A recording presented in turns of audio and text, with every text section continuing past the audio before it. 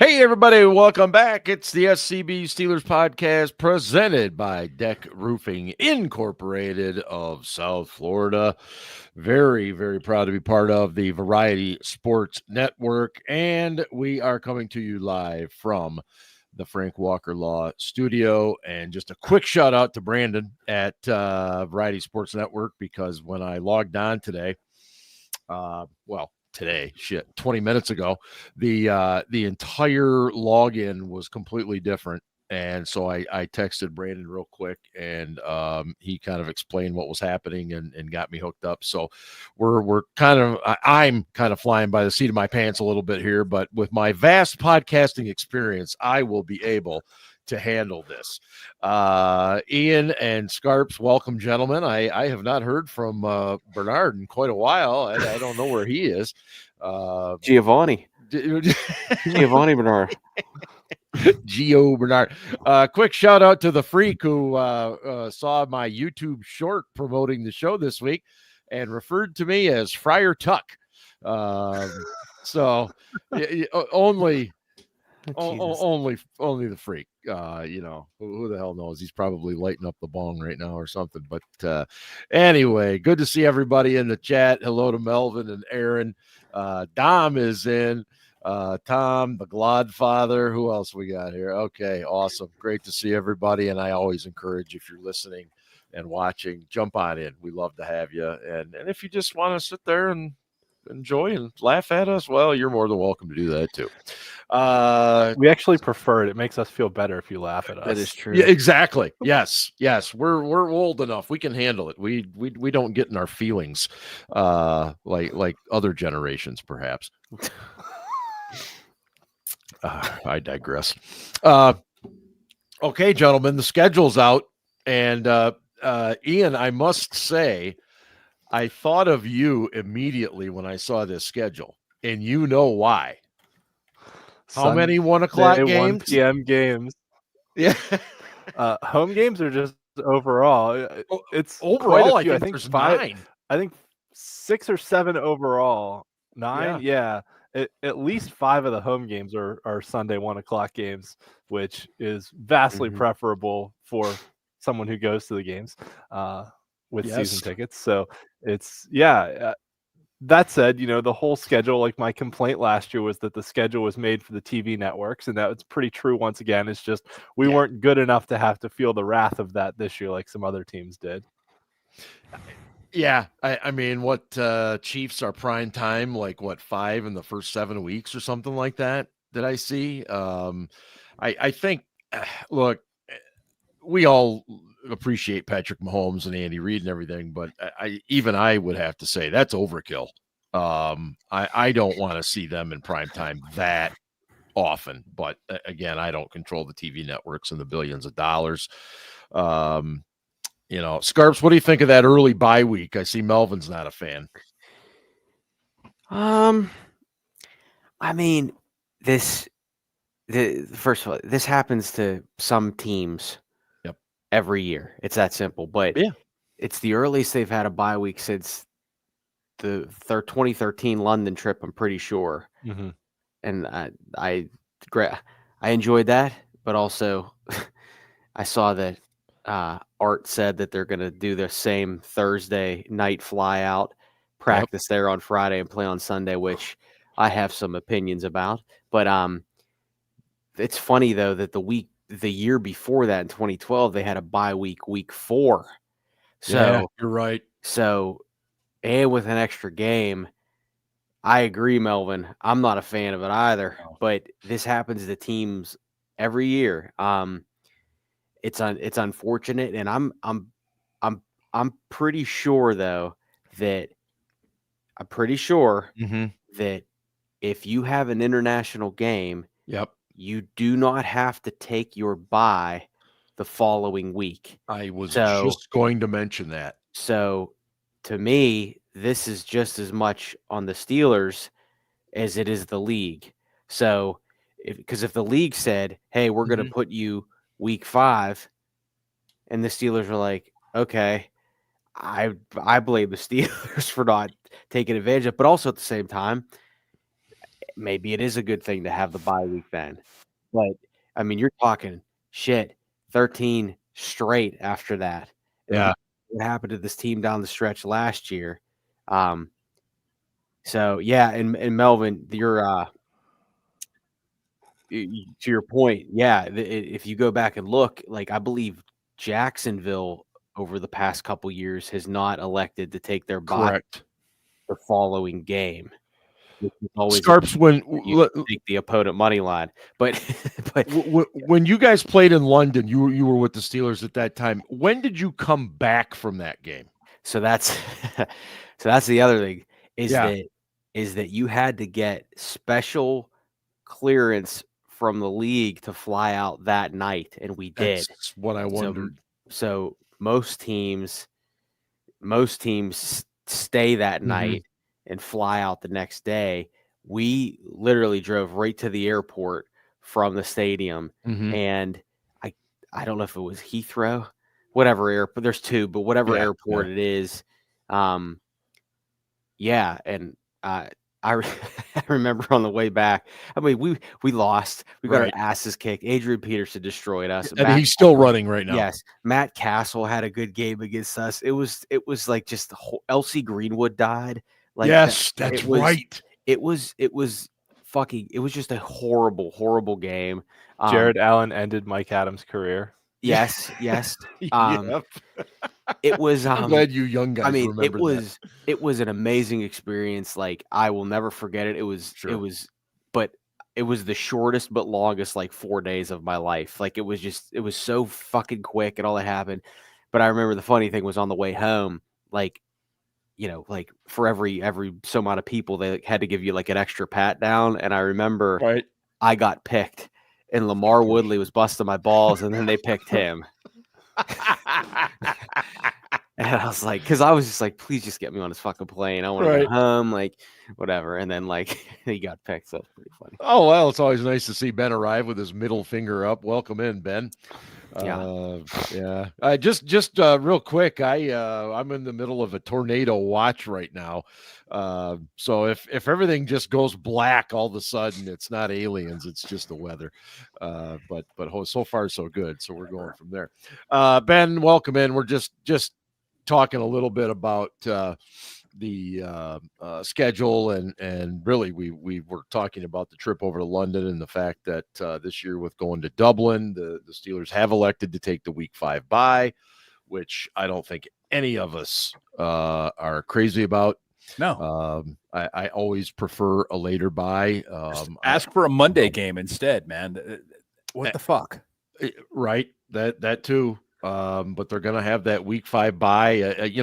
I guess if there's anything positive about it, they do have 3 out of 4 at home coming off of that. And the road trip is to Cincinnati, which isn't terrible, so you try to find the Steelers don't travel that many miles this year.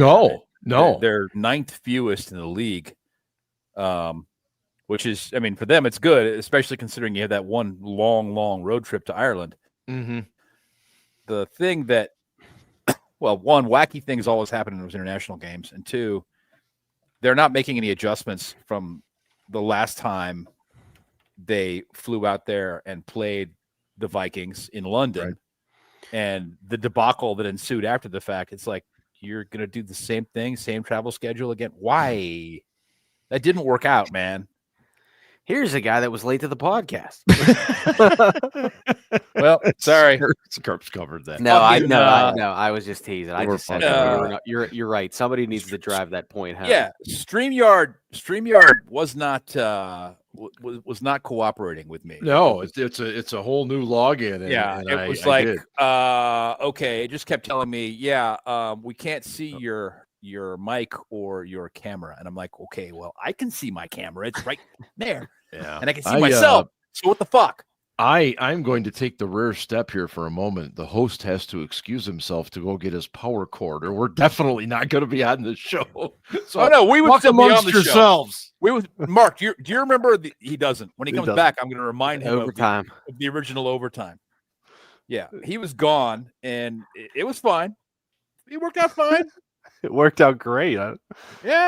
It was around this time of year too, I think, because it was the off season and we didn't really have a lot to talk about. We just kept going because Mark's power went out. The hangover the next day wasn't a lot of fun. I remember that too. And I was like, oh yeah, fuck it, let's just keep going. Yeah. It was like one of those like 4 overtime NHL games. Just praying somebody scored so I could go to bed. And we just all refused. Yeah, right. We just kept passing the puck around. You guys go to bed at like 1:30 in the morning or something? It was late. Like that. And then have to get up the next day and go to work? Yeah, I didn't have. Well, Ian still had kids. I didn't, so it was different. I mean, it was, once they're in bed, they're in bed. It was pretty late for me, but it wasn't that bad. Yeah. So on the schedule, we actually, to Ben's point about not traveling that many miles, other than the trip across the pond, the only time we travel outside the Eastern time zone is LA. Out to play the Chargers, who we've actually played pretty well in LA. Yeah. The last the fan 5 or 6 years. The fan base is pretty strong out there, and it's like a second home game almost. Yeah, you're sitting in a stadium and people are whipping terrible towels and cheering, "Here we go, Steelers!" And it's like, oh, okay. I got a bunch of friends that are like, "Fuck it, let's not go to Pittsburgh this year. Let's go to the LA game." I'm like, I don't want to go to LA. I want to go to Pittsburgh. Well, that's the problem. You got to go to LA, right? Yeah. I mean, there are cool parts of LA, but I mean, Inglewood's not one of them. I'm just saying. I'm sorry if you live there. No, I'm not really, I'm not really a fan. So the couple of funny things to me with this schedule is right off the bat, it seems like we've played Seattle in like week 2 at home forever. Yeah. Anytime they come to Pittsburgh, it feels like it's always week 2. I think it's the 3rd straight time. Yeah. New England, the last several times, it feels like we've played them early. No, the year that we lost to New England and Arizona when they that was later. Wins, you're right. That was in November. That was when Mitch Trubisky started his last couple games, and then Mason came in. 2022 though was New England was the home opener we lost. Yes, you're right. We played the Jets at home that year too, right? Yeah, we lost that one too. Yep. Yeah. That was a 10-point lead in the 4th quarter because Kenny Pickett threw 3 picks and everyone was like, "This is our guy." Wasn't his fault. Yeah, totally not memories. His fault. Didn't Dan Orlovsky say today that the Steelers were staring 0-6 in the face? Yeah, I'm like, dude, are you new? What the hell is he smoking? No, exactly. I'm like, do you have been watching Mike Tomlin for 18 years, apparently. Right. The dude took Mason Rudolph, who sucks, sorry, Scarps, and Duck Hodges to 8 and 6th. I'm not particularly daunted by the quarterback situation. Do I think it's ideal? Ooh. Oh, hell no. We are not going to be a team that competes for anything. I don't care if they sign Aaron Rodgers or not. But we're not going to suck. We're just not going to be good. Right. And I think any of those first 4 or 5 games are winnable. So on that note, or I'm sorry, go ahead, Ian. If you don't mind if I jump in. Please do. Turn here. Looking at the start of the season, we've got the Jets first, who new coaching staff, new quarterback with Justin Fields. Then Seattle, who also has a new quarterback. Yep. Coming to Pittsburgh, the West Coast teams traveling east, 1:00 game, usually not a good scenario for the West Coast team. Then at New England, who has a second-year quarterback, also new coaching staff, and a horrendous offensive line. Mm-hmm. Then the trip against Minnesota, who also has some quarterback question marks. Right. In Ireland. And then the Browns, who have quarterback question marks. So, first 5 games here, I mean, they are kind of the softer part of the schedule. A lot of these teams have some question marks coming in. I mean, Minnesota defending Justin Jefferson is not easy. They've got a pretty darn good defense with Brian Flores as the coordinator and everything else. Yep. They won a lot of games last year. They were a very good team.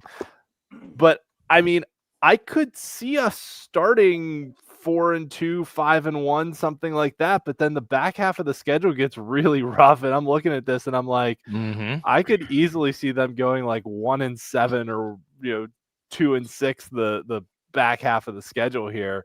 And once again winding up with 7, 8, 9 wins in that respect. But I do think the first 4 games is going to kind of set the tone for the season, because if they don't go 3-2 at least in the first 5, then there's no way that second half of the year they're going to turn it around and get back to 500, which, for the record, I am fine with, because it gets us a better draft pick and a shot at a quarterback. So I'm just saying, looking at the schedule now, the way it's laid out, if they go 5-1 to start the year, you're going to sit there and be like, oh shit, they're going to wind up like 8-9 or 9-8 again, and we're going to be stuck picking 19th or 20th in the draft. And what are we doing here? Well, I mean, look, this organization's not tanking. Anyone that thinks they are is not paying attention. They're not going to tank. Every single year, we think it's going to be a really tough schedule, because we look at it in May or June, and we're like, it's going to be really hard. And then shit happens, and somebody gets hurt, or somebody's not available, or Tomlin pulls a win out of his ass. And every year that happens, and he loses a game he shouldn't lose. I mean, you just know it's going to happen. Yeah. So, it'll be more of the same this year. It would be nice. It would be nice if we had something to look forward to. But I think, the best we can hope for this year is a fun season where the young players establish themselves, especially that young offensive line. That'd be really nice. I think you nailed that on the head, Ben, and I don't want to get too far ahead into season preview stuff, but if the only thing, I shouldn't say only thing, if one of the great things that happens this season, regardless of the record, is that offensive line really comes together, I'd be okay with that. I really would. I mean, and chances are, if that offensive line really comes together, then that likely means we're going to be fairly successful. But decent anyway. We'll be a good running team. Yeah, and I'm okay with that. Okay, it's not not psyched. Yeah. Scarps, go for it. Yeah, just a couple thoughts, and I said this earlier to my buddy. I do like entertaining a prediction and whatnot, but like, as I sit here right now, there's so many uncertainties with this team. I have no idea what's going to happen. I don't know who the quarterback's going to be. I don't know how good the offensive line is going to be. We don't really have a wide receiver 2 anymore. And I mean, our defense, they talk tough. They produce turnovers, and then they fold like a lawn chair when it matters most. So each week is all about matchups. Yes. I do see, so obviously the early story is a potential Aaron Rodgers return to New York. Aaron Glenn is a new coach. DK Metcalf revenge game week 2, week 3, Vrabel at New England. Different. We never play well in New England. Nope. No Brady, no Belichick, but still Vrabel's a good coach. And then obviously Minnesota, you got Flores. So I don't know. I don't know. I do want to say this though, and eventually if I keep saying it, but last year was the first year I actually said it. Mike Tomlin though has bucked the trend for every year he's been in the league now. And to his credit, he has taken some garbage rosters and made this team still relevant. Yeah. Every year near the end of the year. Only once were they eliminated before the final week, and that was 2012. But I also say that last year they still won more one-score games than they lost, but they weren't as good in one-score games last year as they have been, and yet they still managed to win 10 games. Right.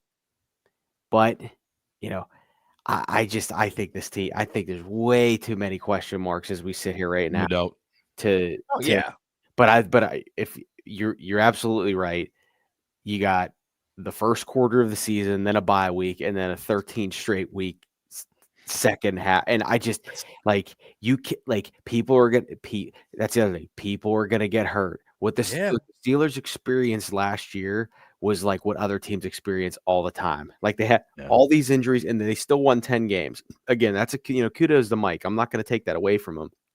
But the thing is that if Mike Tomlin, here's the bottom line. Mike Tomlin's going to be here next year, whether they have a winning season or losing season. And if they have a winning season, the storyline is going to be, holy shit, Mike Tomlin did it again. And if they don't have a winning season, it's going to be, well, Mike, hey man, he can only work with what he's given. So like, I mean, Mike has it so good, and I think he understands that, and he does. He'll be the first to say that he's fallen short, but you can't act like he doesn't have the most job security out of any coach I can remember in my lifetime. I mean, maybe even more than the guy who just said, you know what, I'm going to transition to basketball ops and Greg Popovich. Yeah. Tomlin's now the longest tenured in all the pro sports, right? Because nobody was going to tell Pop it was time to go until he said thinking back at Steelers history, and I think you're right, Scarps. I agree with you, but I'm just looking back and I'm thinking, Chuck Noll.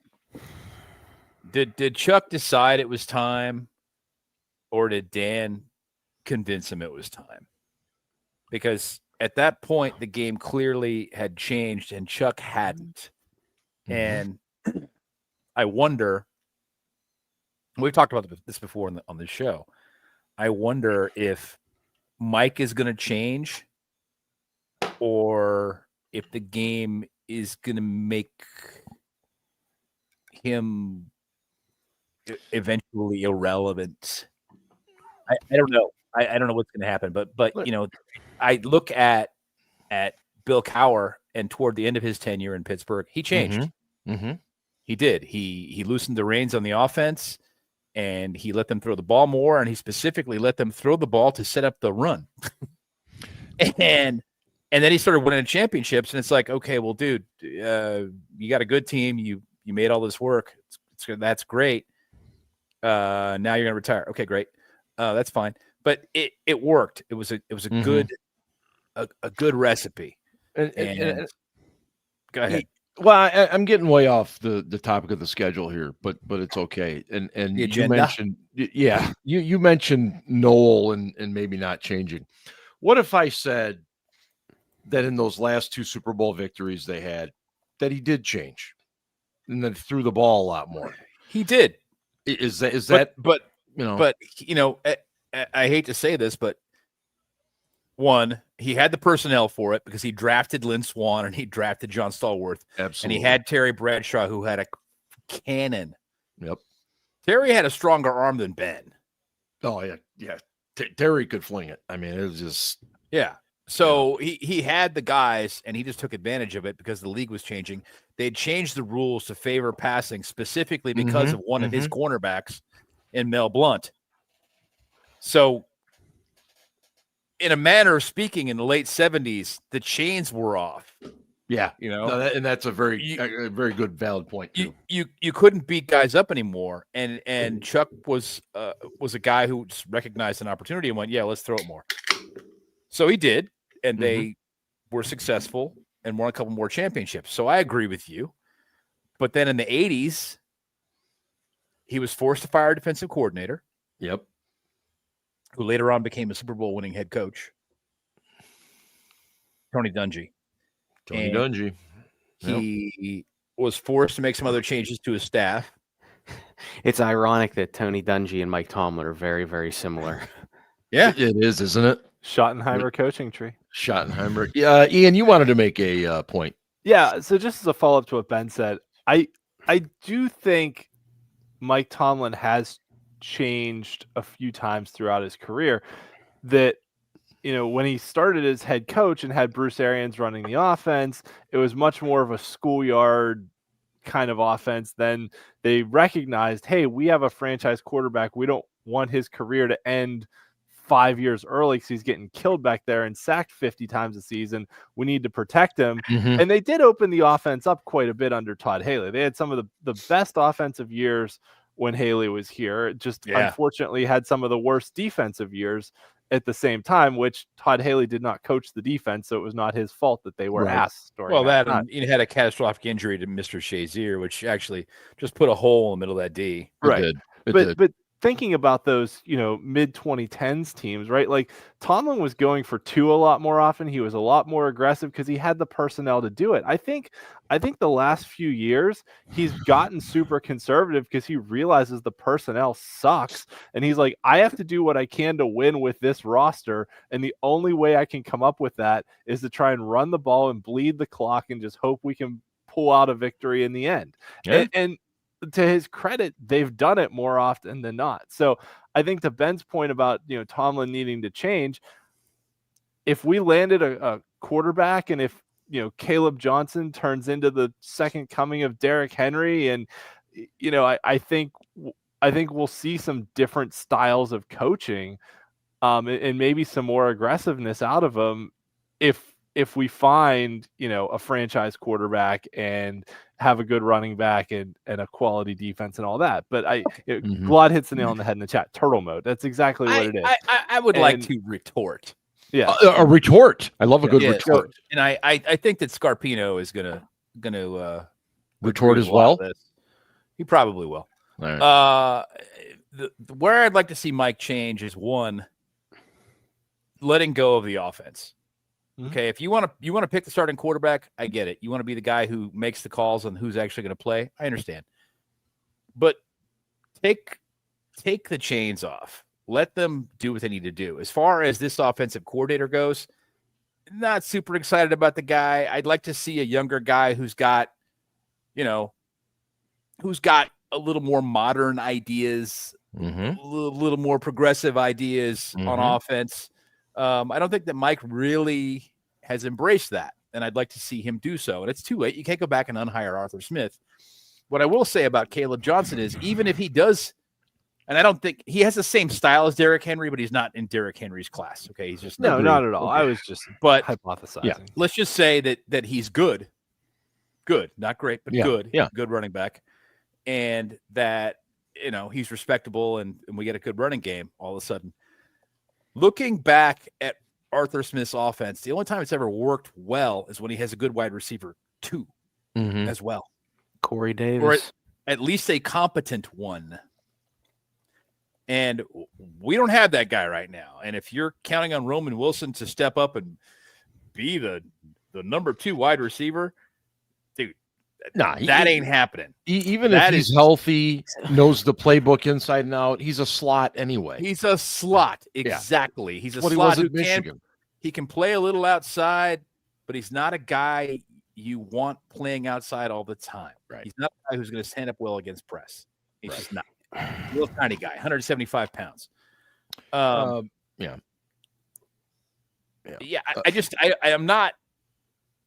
not trying to piss on the season before it starts, which my friends would accuse me of. I look at the available data and I go, this doesn't work. I mean, we need better personnel in order to make it fly. And hopefully Mike realizes that, and the offense evolves, and Arthur Smith realizes it, and the offense evolves. I don't know. I can't tell you what's going to happen, but until they make some changes philosophically, I think we're going to have a lot of the same results. Yeah. Go ahead, Scarps, but I'm going to ask you a question too. That's fine. I just and I want to, and this is so Ben, I'm not going to retort. I think we agree. For years now, I've been saying that Mike needs to be just a motivator, which he's great at, and let the coordinators handle their business. And Dan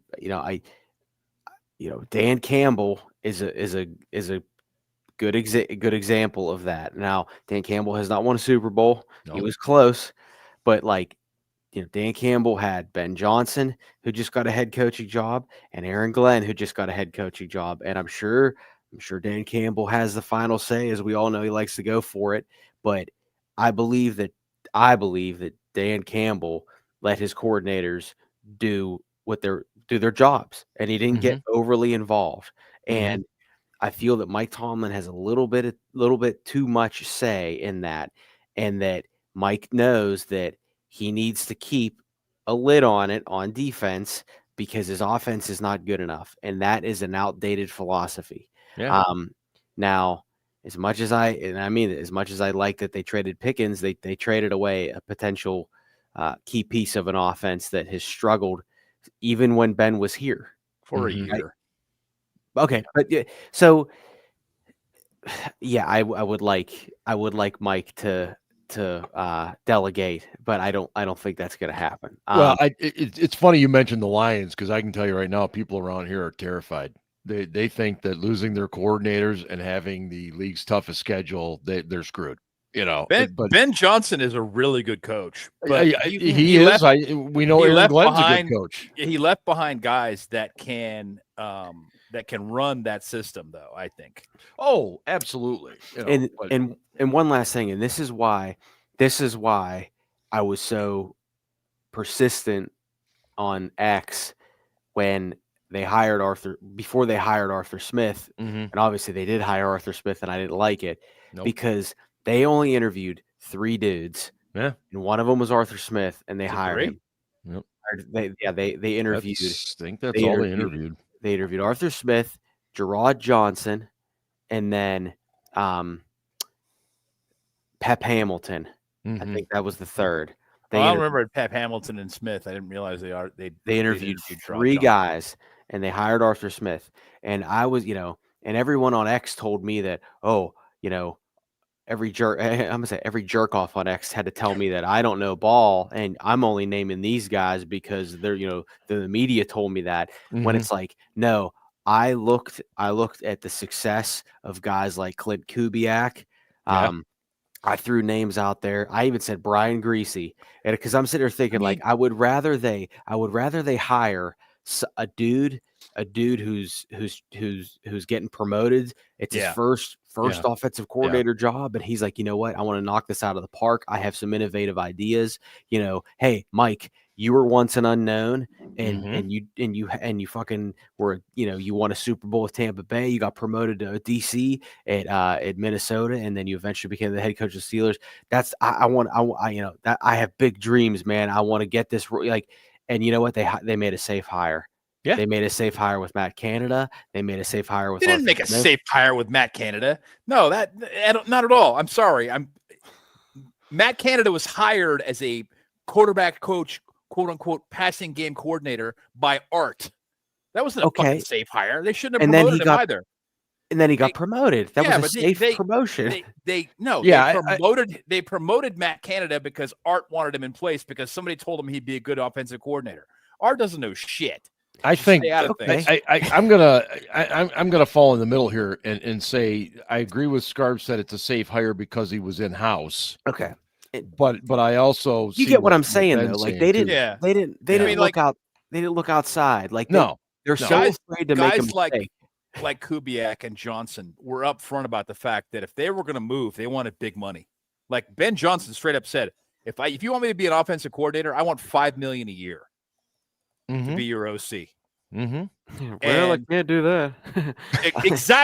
Exactly, dude. You knew when he made that public that the Steelers were not hiring him. It wasn't going to happen. It's our OC previous to that was making what, $750? Yeah. So $700. But one last point, still that I didn't ask your question, but it's been a series of safe hires. Todd Haley was a really good hire. They brought him in to extend Ben's career, and I think he did that. And I think he did a really good job of that. But then they hired Randy, and then they brought in Canada as a passing game coordinator, got promoted, and then they got Arthur Smith. Anyway, so Steel Dad, go ahead. Sorry. My question. Go ahead, Ben. That's all right. Matt Canada was not a safe hire. Sorry. He sucked. It was a terrible hire. I don't want to say we all, but everybody who was not a Pitt fan was like, why the fuck are you promoting this guy? This doesn't make any goddamn sense. The Pitt people, who also coincidentally love Kenny Pickett, thought that the hire was fantastic. He fucking sucked. He was terrible, and I was impressed when he was the quarterback's coach. I was like, "What? Did he land anywhere? By the way, no. I mean, is he go to the CFL? I heard he bought a laundromat and a car wash combination. Along with it's a Suds and Duds. You can have a yes, exactly. So you get your car washed. You have your car wash. You can do the laundry, and you can have a beer at the bar and watch Suds the game. And Duds there in Oakland. No, here's my question. Looking at the schedule, and Ian, I'll ask you this. Yeah, I'll go last. I talked. Yeah, sorry. I'm just wondering this question: is there a game on there that schedule where you can definitively say, if I have Aaron Rodgers, I have a better chance of winning it? Ooh, boy. Yeah, that's a good answer. A good question. All right. Yes, I will pick one. Okay. At Chicago, because he has experience playing there. I love it. And we usually play bad in Chicago. The Pittsburgh Steelers are 1-12. Why do you guys have to be that guy? Because I love it. Assholes. 1-12. It's a legitimate point. You know what? The last time I called you two assholes about another team where we didn't win very often at all was Seattle, and we won. So it's fine. Fuck you both. Yeah. Who was the quarterback that game? Just curious. That was Mason Rudy Rudolph. And I'll tell you what, I was at that game.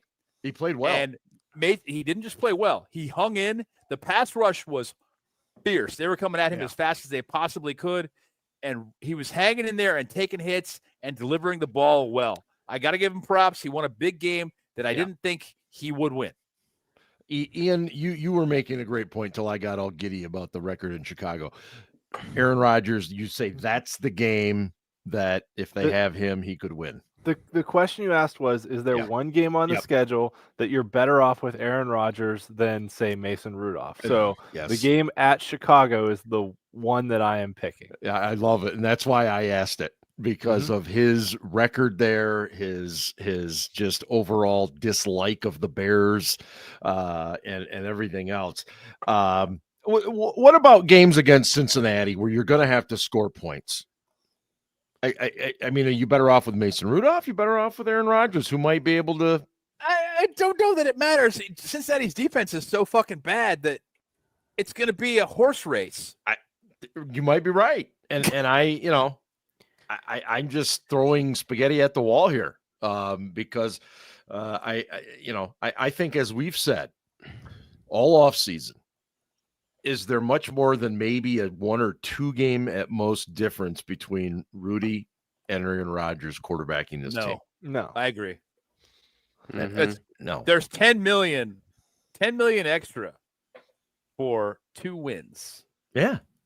Although, and to fulfill Mike Tomlin's and Aaron Rodgers' little fantasy about playing, coaching for him and playing for him. I don't. Yeah, I don't. The whole thing's weird, but Scarps, go ahead. I thought I heard you. No, I was just going to say it's funny because their Steelers are 1-4. You mutter. Free.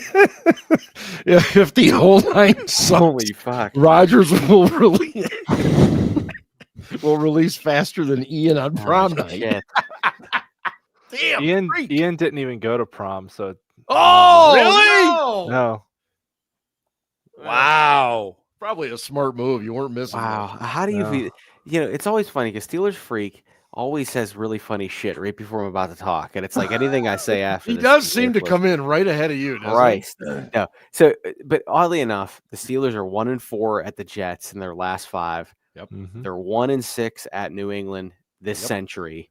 1-12 at Chicago, as you alluded to. So it's like they have like weird history this year. But if you're looking at this schedule, and I say this, Ian, to your point, Aaron Rodgers does own the Bears, but he owns the Bears as a Packer, and I think it's different. Yeah. Well, how did he do as a Jet? Did he play? I don't think they played the Bears. They played him last year. His Achilles didn't do well, but the dude's 42 years old. I think he'll get hurt week 2. So here's what I'll say about this is that I think Aaron Rodgers, if he does play here, and I do not think he has a lot left. I don't, but I think Aaron Rodgers would be valuable against the Bengals or Ravens because the Ravens. The Browns are terrible. The Browns are terrible. I don't like the Bengals and Ravens are teams that could put up points. The Ravens obviously have a much better defense, and Ben was always Ben was great, but like Ben against the Ravens was always a gamer, right? Yeah. 100%. You're gonna have to you're gonna have to score points against the Bengals, legit, similar to how Russell Wilson did it last year. And then, I know their defense sucks, but they shut down the Steelers in that final game last year on the road. And I mean, Russ was playing so bad then that. Was it Russ or did Pickett? Like it was Russ. Well, but they all sucked. Right. I mean, it was like there was like a personality conflict between he and Arthur Smith. Yes. And he wasn't playing well, and nothing was going well, and he was trying to pretend like, "Don't worry, it's fine." He was doing the Russ thing. But I'll say this, and I'm going to say it again because I've said it before, and I'm going to keep saying it. I think that if Aaron Rodgers is the quarterback the whole season, they're a 7-10 team. Okay. Oh, nah. And I think if they have Mason the whole season, they're a 9-8 team. And I think the difference I think the difference is that Mason will listen and Aaron Rodgers will not. And Aaron Rodgers going rogue was not a good thing. Aaron's going to run his own offense anyway. He's not going to listen to anybody. So we don't need to worry about that. But I mean, we should worry about it, but it's not anything we need to consider as a possibility. But because Rudy regressed last year. So unless he has learned how to read coverages and get rid of the fucking ball on time, we're going to have issues. But he was also playing for a horrible team. He was playing for a bad team, but you can't dismiss that. Does he have great personnel around him in Pittsburgh? I think he might have a better offensive line. He might have better running backs, maybe. He has DK Metcalf. He's got Metcalf, but that's all he's got. Metcalf's going to be doubled every game now. We can pretty much guarantee. Feels They're that going to way, bracket right? him. They're going to bracket him every fucking game. He's not going to get many one-on-ones. When he does, you need to throw him the ball. But, unless the Steelers can establish the run, if Mason Rudolph is the quarterback, they're going to have a really rough go of it. And Mason Rudolph being the quarterback is going to make it more difficult to establish the run. Well, that was going to lead to my next question. Ian, I'll start with you. Does Will Howard start a game for the Pittsburgh Steelers in 2025? Does he start a game? Aaron's so excited right now. Aaron not playing a game. Does he start a game for the Pittsburgh football Steelers? Yeah, Aaron's at home like doing cartwheels right now. Yay! Yeah. You should post my comment. Oh, I'm sorry. Howard versus Fields week 1 and Aaron is hard for a month. and then it ends at a tie. And my God. Aaron, I love you. It's fun. If you want to tie, you play Mason Rudolph. But Detroit is on the schedule. That's only if you play Detroit and they're 0-14. Right. They were like 1-1 and they had were one like win. Halfway shitty that year. No, they only had one win coming What do you think? They were fucking terrible, and they were starting DBs who've been literally on the streak the week before. Dude, yes. Okay. Dude, they gave up like 300 rushing yards like they do on the reg now. Suck. Yeah. All right. Here's what I will say for Mason Rudolph, because Ben brings up that game all the time about tying Detroit, and that was awful. It was bad. It was really bad. to Rudolph's credit, he has progressed and grown throughout his career. Mason Rudolph now in 2025 is not the same quarterback that got 5 turnovers and couldn't turn them into anything his rookie year against San Francisco. I remember that well. Mason Rudolph is not the same guy who in 2020, yeah, that was 2020 against Detroit when Ben tested positive for COVID, right, and couldn't play. Had to come in and tie the terrible Lions team. Like he's gotten better since then. Let's not forget he put up 2 30-point games the last time he played for us out of 3 starts. Mm-hmm. So he's a little better. He's not a great quarterback, but he's not the same guy that he was, 5 years ago either. So I think we have to remember that. Now, that said, to answer your question, Rudolph's actually fairly durable. I mean, he got hit in the head with a helmet. He got annihilated by Earl Thomas that year against Baltimore. That was a hit, dude. It was. He's pretty durable. I think the only way I see Howard starting is if Rudolph gets hurt, but he's a pretty durable guy. So I don't know. Maybe. I mean, injuries happen. So. They do. But what if by the time they get into let's say week 12, week 13, and they're under 500? I mean, does it at some point? Don't you have to see what you got in this kid?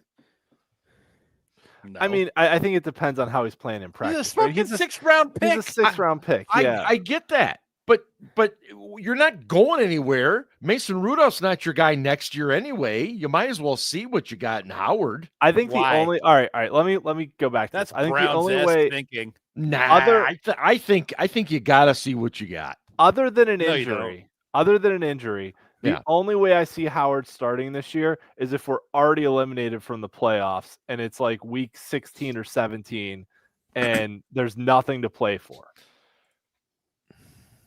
Here's my question. Why did you draft him then? It's a 6th-round pick. You needed depth at the position. Right. Yeah. But what I'm saying is so you're just going to wait until he has to play and then find out? Why not find out and then This is like a redshirt year for him anyway. He's got I don't disagree. Yeah. But what I've always said about drafting a QB this late is I want to see him play a little bit so that when the time comes, and it's going to come, when he has to make a spot start, when he has to come in for a couple series because the starter's getting treated or something like that, you want to know what he can do. I don't want Will Howard sitting there all the time and not. What? You're serious about this? A 6th-round pick. Steal that. Go ahead, 6th-round pick. I'm fucking baffled. Why? He's a 6th-round pick. Are you frozen, Ben? What the hell? Ben is very frozen. Oh. To me, it doesn't. You're talking about the quarterback position. Okay. You've got to know. You have absolute dog shit right now in your quarterback position. It's a 6th-round pick. It's a 6th-round pick. I get it. Who cares? It's a 6th-round pick. Don't you want to know if this is a guy that can be a backup for you? We can figure that out in the preseason. You don't play the guy just to see if he can. This is the NFL. But if you're 5-9, why not? Because you want to win. You, as Herm Edwards put it, you play the game to win. So you're starting Mason Rudolph. God damn right. Over 5-9? Fucking Will Howard? Yes, I am. Nah. Give me. No, don't get me wrong. The season's over at 5-9. Let me see what the kid can do. If it's like 2019, when Rudy was not playing well, he'd lost a bunch of games where they were handed to him on a plate, and he was not winning the games. Yeah. He didn't lose a bunch of games, but he lost a few games. Yeah. And they needed a spark, and they went to Duck Hodges, and Duck wasn't great, but he was ballsy as hell, and it gave him a spark, and they were winning games. Then, yeah, I can see it if that happens. But you're trying to win. So the only reason Tomlin would play Will Howard this year is if he needs that spark. Otherwise, he ain't playing him. To that point, Hodges had to play earlier in the year. I think it was a game against the Chargers. I don't know if they were in San Diego or LA at that time. It was because he got hurt. Because you're right, there were injuries, so Hodges had to play. So Hodges had been practicing, and Tomlin had seen what he had done in practice and had some level of comfort going to him and saying, we needed a spark. I think this guy can provide it. So to my point about, I think it depends on what Howard does in practice too. Like, I think that's part of it, right? If he's just another guy and sucks in practice, Mark left. Did his power go out? Are we going overtime again? But if Howard, if Howard, is he gone? Is he gone, or did he just go grab a beer and he's like, I don't know, juking us? But if no, it would have said he left. Like it didn't. It would have when we leave, it says so and so left the that's right. The chat, not the chat or whatever. I think hopefully there's no tornado, but maybe he had to drop a deuce. Anyway, we're live. Anyway, yeah. At least we don't have a comment up on the screen this time. Like the overtime show, there was a comment that was up there that we couldn't take down. I forgot about that. Yes. So to finish my point here, though, that I think if Howard sucks in practice, there's no reason and no confidence Tomlin has to put him in the game. If Howard is playing well in practice and you're already done, if the season's over and it's week 17 and you're like, whatever, let's see what the kid has. Okay. No, you don't. You don't have to do that. Like okay. And looking back at this, I'm looking at the 2019 season. Yeah. And they lost one game. They hadn't played well the previous two games, but they won them. Then they lost a game to Cleveland, and he benched Rudy, and he started Doug Hodges, and they won 3 in a row. Yeah, that game against Cleveland that was Myles Mason. Garrett It was Myles Garrett. When Mason got assaulted by Myles Garrett. That's right. But that's right. That did happen, and then we lost that game. Then they started Duck, and we won, and then we won again, and it's like, okay. Actually, no. Duck didn't start that game against Cincinnati, but we won anyway, and he played. No, Mason, he came in for Mason, and then Duck sucked at the Jets. Mason came in, and then Mason broke his collarbone. Yeah, and we lost that game. 2019 was a mess. It was a fucked up year. It was terrible. Yeah, and we still went 8-8. Yeah, thanks for sticking with me. We got, like I said, we got tornado watch, thunderstorm. So Mark was kidding. You guys were right. We were speculating about whether or not how the fuck did we get more people watching now after the power went out? You can't tell how many people are watching. I can. It went up like 8 people when I left. Maybe I'm the problem. You guys Dad fell asleep on the couch. The kids went fucking nuts. What's going on here? He's making excuses. Scarps is right. He was dropping a deuce. Hold on. Let me teacher time. Did you light a match afterward, or let me finish this. Let me finish this. The Will Howard conversation because go ahead. I don't know, and it has nothing to do with Will Howard because he seems like a fine kid. He seems like an absolute Steeler. Like he's going to do the right things. He's going to say the right things. So did Rudy. He has a lot of heart. You look at him in these OTAs, he looks like a big fucking 5th grader that, it's just funny. But like, I don't know what it is about social media, but this Steelers Sunshine Twitter just automatically makes this guy Ben Roethlisberger 2.0. And, all because John Gruden had his little camp with him. And John Gruden was like, I tell you what, man, you remind me of Josh Allen. Like, it's like, because John Gruden, John Gruden said it, so it's the gospel. I think he told him he reminded him of Rich Gannon. I watched the episode and I was like, Rich Gannon? They said he had Josh Allen's measurables. Knock on wood if you're with Josh Allen's measurables, but he's like, you remind me of Rich Gannon. Write this down, Rich Gannon. But I'd take Rich Gannon. I mean, he wasn't the best. Hey, but you know what, dude? If Rich Gannon, if Will Howard turns into Rich Gannon, he should kiss the ground and praise the football gods that it happened, because Rich Gannon was a respectable starter. So yes. Sorry. So no. So you all this buzz and all this excitement, and then all of a sudden it becomes charity. Oh, we gotta see what Will Howard has. Yeah. We drafted him. We have to see what he has. The guy to your left right now. That guy. He's like charity. Yeah. Steel Dad's frozen. Charity. Steel Dad's frozen. He is frozen. But like, No. and obviously we love Steel Dad. We love Steel Dad and respect Steel Dad. Perfect. But like, we don't like. Fuck you, Mark. Jesus Christ! What does Will like?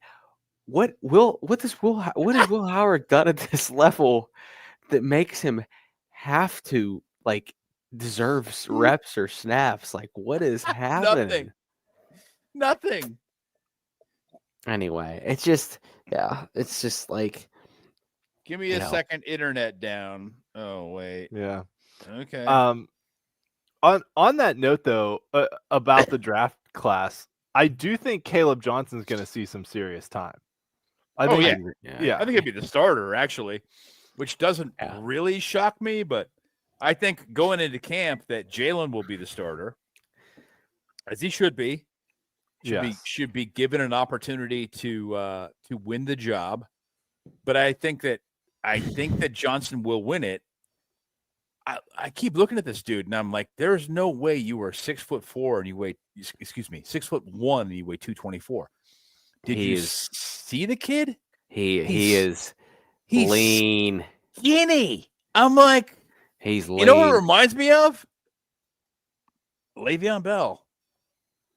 When Le'Veon Bell, when he got down to 216. Yes. When Lev Bell got down to 216, and you were like, wow. Yeah. Wow. Early Le'Veon was chubby, but you're right. When Le'Veon slimmed down. Yeah, whatever, Mark. No one cares. Is that a Bo echo? A Bo echo. Look at this guy.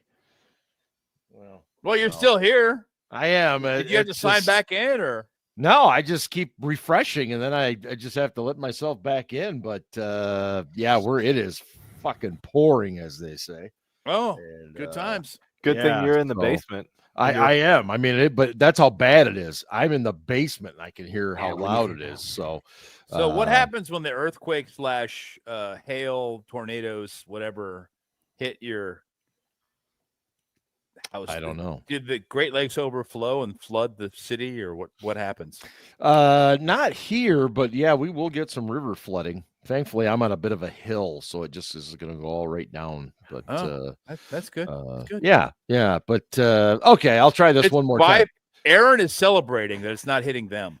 Yeah, well, I got news for you, buddy. The weather's moving tonight west to east, Aaron, so it's heading your way. Is Aaron? Aaron, is he Columbus? He's in northern Ohio. So he's not even Columbus. Okay. Nah. He's not far from the Michigan border. I mean, quite frankly, he's a Michigander. He just doesn't want to admit it. Yeah. You know, you guys both suck. So whatever. Jesus Christ, man, you're so mean tonight. I mean, this show went completely off the rails. It did, but it's I kind of. It's the off season, like, whatever. It's like bragging about who the dumbest kid is at fucking. I'm not going to say. You were about to say the R word. You were. That's not acceptable. You were about to say the R word. No, but I didn't. Saying.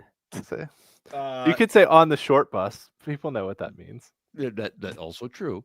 Now, look, this is the last thing I'll say about Will Howard. All I'm saying is if I'm 5-9, why am I not letting the guy have a start? If he's shown in practice that he can handle it, why am I not letting him? Because he sucks. But you don't. The guy just won a national championship in college football. His receivers are better than the Steelers' receivers. This is true, what Scarps. True. The Browns do every fucking year. Oh, our quarterback's not effective enough. Let's start another one. So they start 3 or 4 quarterbacks every year because they suck. That's true. Because their team sucks. Yep. No, that's true. You start the best guy. I am not suggesting that he's going to be your future. I'm not worrying about it because Mike Tomlin won't do what you're talking about. So I'm drinking more whiskey. Burner just dropping Howard is Josh Allen in the chat is A+ content right now. Yeah, and if he goes on to that, I'm coming back to this episode. Damn it! Hey, Deb's in Lansing. No shit, Deb. Hey, fellow Michigander. Good to see you, Deb. Hey, Vinny, haven't seen you in a while. Vinny, what's up, Vinny. man? Vinny, we missed you during the draft. My college girlfriend went to Thomas Worthington. So Thomas Worthington? Thomas Worthington in Columbus. Is that a high school? What, is that a high school? Wow. Oh. It did. Nice girl. Didn't work out. Such is life. That's a shame. It's probably because you're an asshole, but whatever. It's fine. It's fine. No judgment. Sorta. Okay. One other thing I wanted to talk about tonight, because I've already skipped over a bunch of other things. I mentioned this late. A writer at The Athletic, and I have to give his name because it wouldn't be fair if I didn't. So just give me a second here. Really? The writer of this article, what's his name? Oh shit, it's not on there. Anyway, it was in The Athletic. And Matt Barrows, that's his name. And he is suggesting what he calls the 18-16 compromise. All right. He is suggesting a season of 18 games, but that players will only play in 16 games. Easy burner. Now, first of all, I don't like this only from the aspect that if I pay $600 a ticket to go watch Patrick Mahomes and I find out it's going to end up being, Gardner Minshew, I'm not real thrilled. Okay. But he also talks about the fact that if a guy is hurt and misses 2 games, then those would count as the 2 games that he misses. What are your thoughts on this? Ian, I'll start with you. I've seen this thrown around before, and it sucks. It's stupid. Good answer. Good answer. Good answer, Ian. Let's do the Family Feud thing. Good answer. Good answer. I'm laughing at and Melvin, to Melvin's point, yes, his proposal would have 2 bye weeks, and it would have the Super Bowl on President's Day weekend, which many people have that Monday off. Oh, fuck. I do like that idea, but no, it's stupid. It's like the stupid ass load management that the NBA does, or it's like baseball teams now like platooning players. Like Frank Thomas and Albert Bell were 2 fat asses and never platooned back in the day for neither did Tony Gwynn. No. Neither did Tony Gwynn. Ever. Tony Gwynn was a great hitter, right? Exactly. Right. Neither did the NBA guys back in the 80s and 90s. Like if you would have told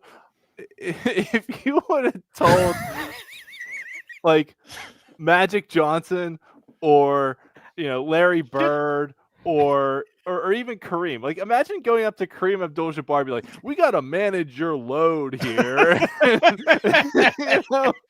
Well, I'm just glad you didn't use Will Chamberlain. Well, somebody make a joke about Ian's load. Okay. All right. Hold on.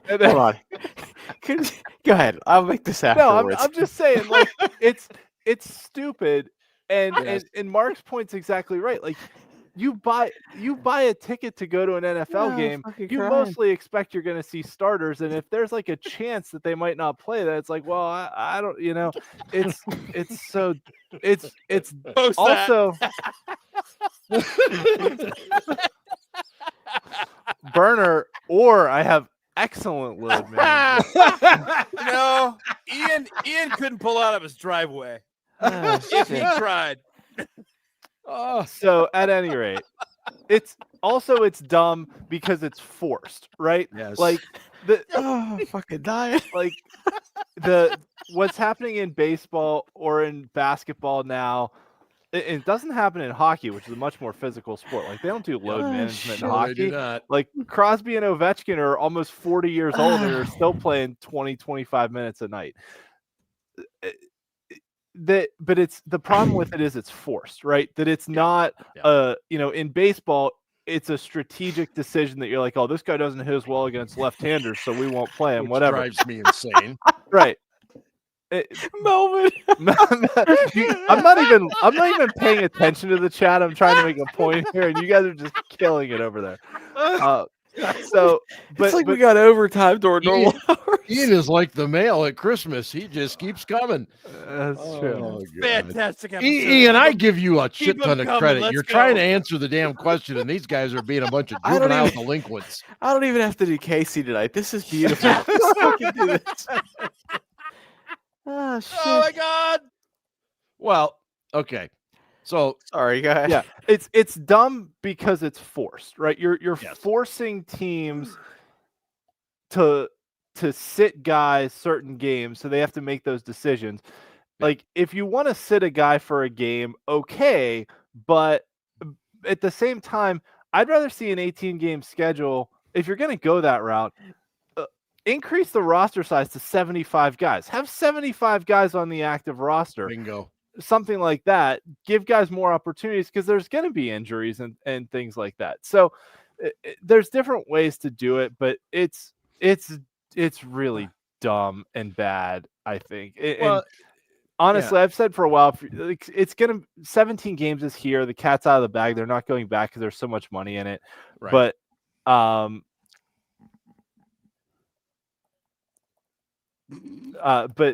Mhm.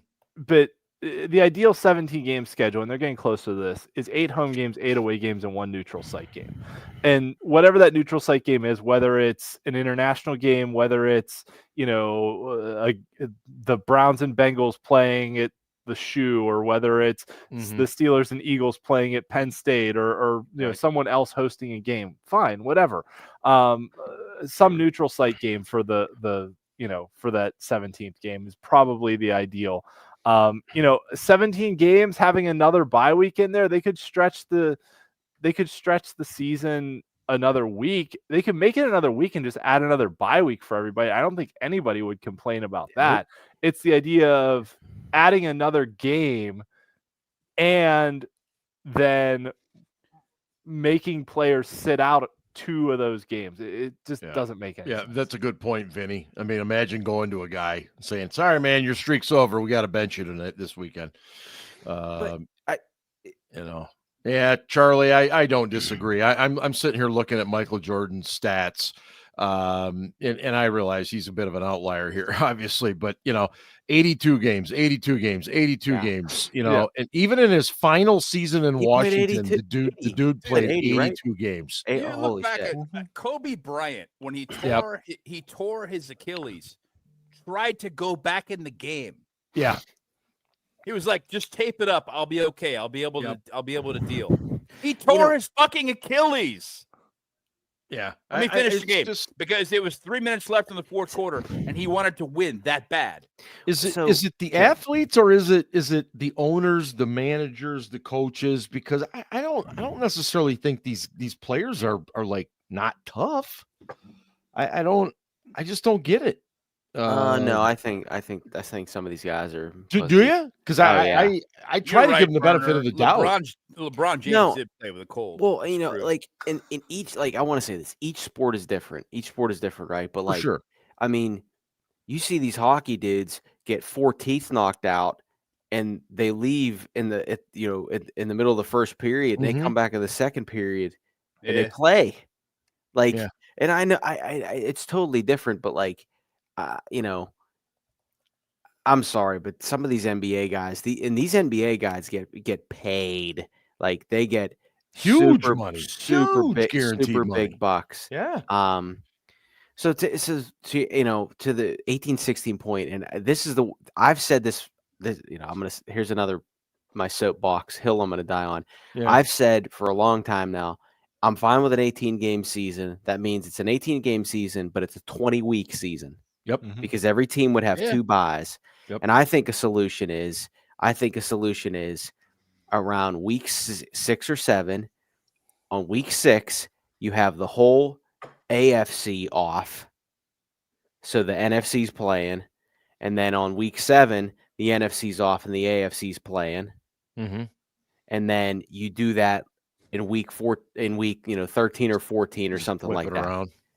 So each team gets 2 buys, and you still have meaningful games. Yeah. And you could make it so and here's the solution. You make it so it's a division game for each conference when the other conference is off. Yeah, speaking of division games, I'm in favor. I'm going to shift the focus for a little minute. That's fine. Scarps, I agree with you. I like that.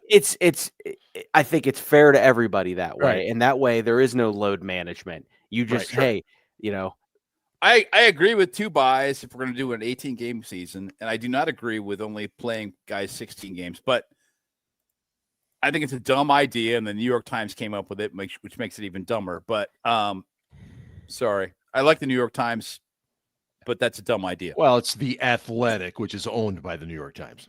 Oh, is it? It is. I saw it printed today. I thought it was in the Times. Okay. Yeah. My mistake. Yeah. My bad. So anyway, rolling back. Yeah, Freak, you're probably right.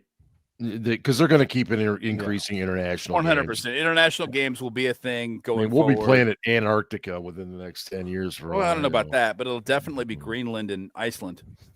I forgot the fucking point I was going to make because I wanted to reinforce Scarp's point, and I lost it. I need to stop drinking so goddamn much again. Well, that is a bit of a problem for you. Yeah. You know what, Burner? Don't rule it out, buddy. I never say never anymore. You just don't know. North Korea 2037. Anyway, to Scarp's point, I think that 18 games is fine. I agree. Yeah. As long as they give them enough buys, it'll be fine. Load management, all that shit, fine. I get it. You wouldn't even have to do load management with my proposal, though. No. That's what's beautiful about it, because you would know. Yep. Yeah. Mm-hmm. Yep. You would know right up front that you were going to have 2 buys, and it is what it is. And right. And to Ryan's point, right? Like if you have 20 weeks, you say, okay, like you said, week 6 the AFC's off, week 7 the NFC's off, and then like weeks 10 through 14 or something. I'm making numbers up. Those are your international weeks. You have a set slot where your international games are. So then the second bye for every team falls after your international games sometime in that set of weeks. I like that. Yeah, I like that.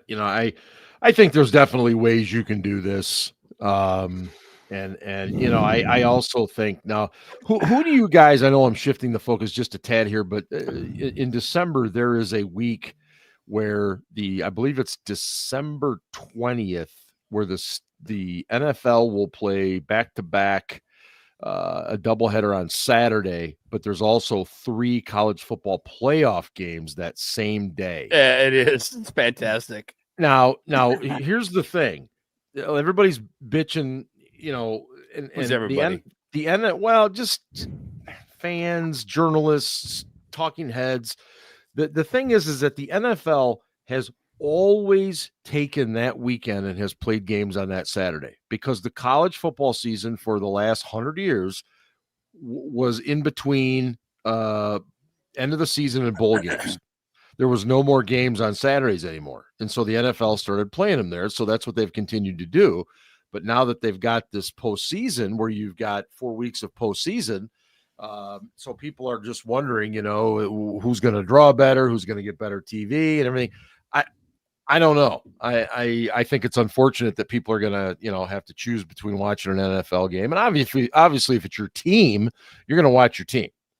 If it's Alabama and UCLA in a bowl game or rather a playoff game, and the Steelers are playing, well, obviously I'm watching the Steelers.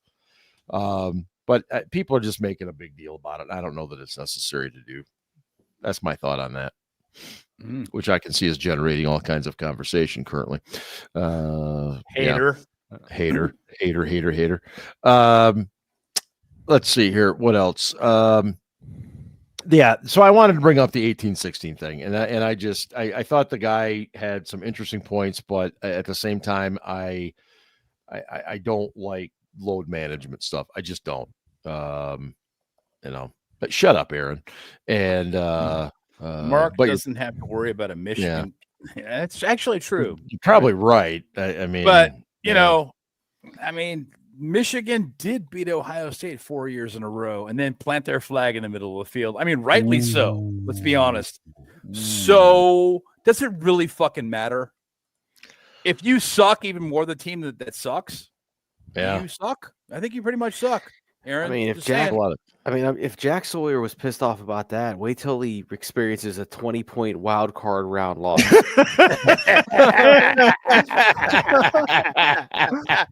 At Baltimore. Oh my God. The thing is, though, like, no, I'm just teasing. Sawyer's going to be a really good player. Yeah, Sawyer. I don't think he's going to be a good player. I think that Sawyer's going to be a one-trick pony, which is the opposite of Nick Herbig, which, like, Nick Herbig's a really good pass rusher, but he's terrible at setting the edge. And Sawyer will be a guy who can set the edge, no question, because he's got the power, but he won't be able to rush the passer worth of shit. I'm going to wait until I can see these guys. I agree with what you're saying, Ben. On the surface, I hope that Sawyer learns some pass rush moves. I mean, TJ is willing to share things. We've seen this. Like, share things with guys and say, hey, do this, do that. But Sawyer's got 31-inch arms. Working against an offensive tackle that has 34-inch arms, he's going to be at a significant disadvantage. Yeah, no, that's true. And he's going to have a hard time. I see Sawyer as a guy who's going to be blocked one-on-one unless there's a run play. He's not going to be very effective. Well, and again, I agree with you, but let's see what he does. Let's see what he learns and go from there. Ian, did you have a point you were making? No, I think I made it. Okay. Yeah. Right. Casey Kasem on deck? Can be. Queuing up Casey. This ought to be quite interesting this week from Casey Kasem. Wait a minute. Yeah. I did want to mention that Tom said go blue, and allow me to just post that and say go blue back, Tom. All right, Casey, you're up. What are the colors for Central Michigan again, Mark? Central Michigan? Western Michigan. Western. We are very proud. Of course, 2025 national champion Western Michigan Broncos. Is that the Chippewas? No, we are the Broncos. We are brown and gold, my friend. Central Michigan is maroon and gold, and they are the Chippewas. Right, as we call it down here. Thank you, Ian. I appreciate that. Yeah. So I get my shitty teams mixed up. I apologize. Yes. Go ahead, Casey. Casey's Coast to Coast, American Top 40. Hello, everyone, and welcome to the week that was May 15th, 1977. Our favorite correspondent, Ryan, is back with us again this week, and he writes, Dear Casey, have you seen PFF's grades? That's, of course, a parody of And the Cradle Will Rock by Van Halen off their third studio album, Women and Children First, released in March of 1980. Like David Lee Roth, Pro Football Focus is full of themselves and thinks they're the smartest person in the room, but in reality, they are drunken buffoons wearing leotards doing flying splits. This is fantastic. Much unlike Van Halen, PFF sucks. Wow. True, though. PFF, WWE, CBS, NCAA, AARP, it don't matter. Steelers lose in the wild card by 23. Another acronym, AI, was in the news this week, and it had nothing to do with robots taking over the world. Former Steeler George Pickens blamed AI for posting something on his Instagram. For those of you who don't know, AI stands for artificial intelligence.